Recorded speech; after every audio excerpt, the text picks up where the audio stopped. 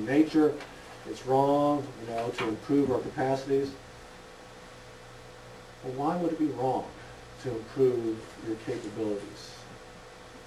Well, first of all, just before I get into that, think about the fact that throughout human history, we've been enhancing our capabilities. In fact, you could write the history of the human species is essentially a history of enhancing ourselves.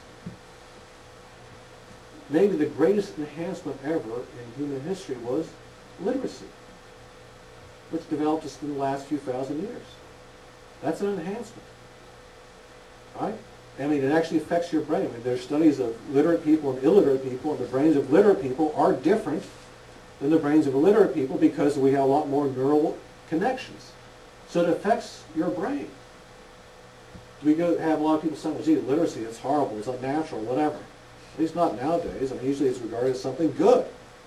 And that had a tremendous effect on advancing human civilization. You think about all the things that you couldn't do if we were still illiterate, right?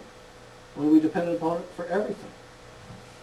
You couldn't read the bill from your lawyer, if you were illiterate. So, it's critical to have literacy.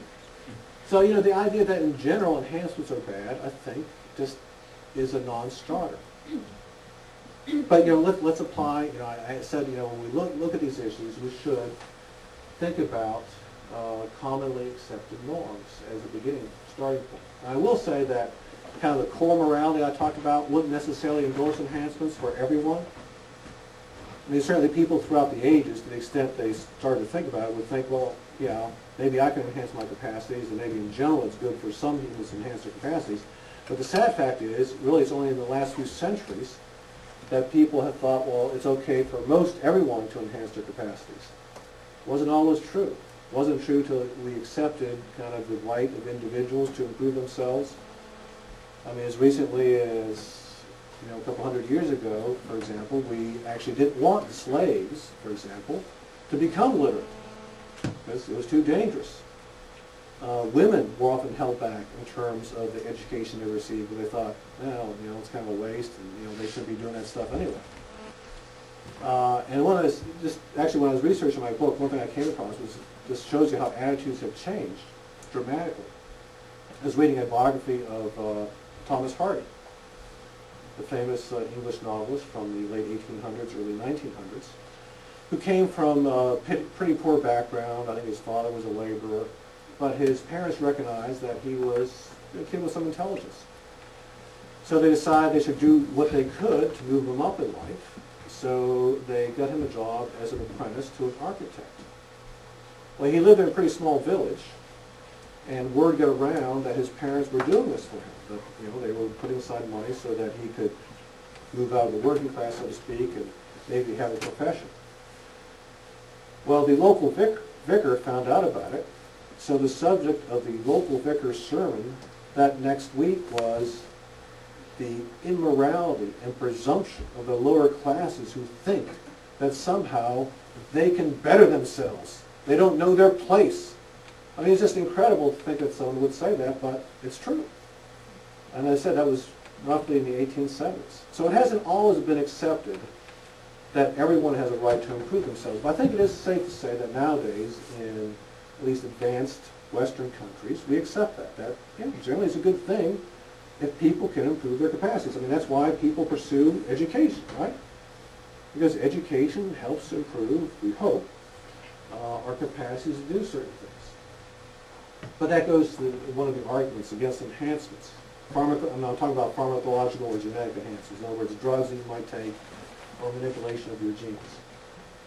Yes, you have a question? Well, yeah. I agree with your rebuttals of the objections that you raised, but the two objections that I would think of, not insurmountable perhaps, but that you haven't addressed are side effects, unforeseen at the time, detrimental effects that could very well outweigh any benefit, and the possibility of voluntary, in the case of the military, the taking of some of these enhanced drugs, and also related to your last point, availability.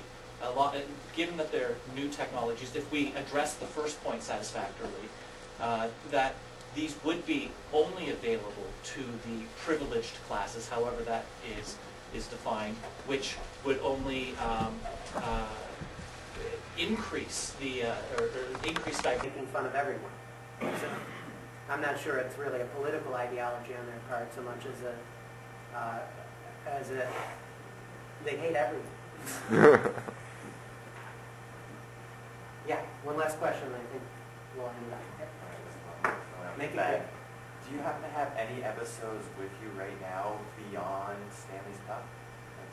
What I thought I would let you do is watch the Jesus versus Santa first pilot. Has anybody here seen the whole pilot? Oh, okay. Anybody else want to see the whole pilot? It was the second pilot, not the first pilot. But I'll show it to you, and you can watch that as we wrap up. If anyone has any further questions, feel free to come up and chat with me after later. Okay? Thank you all.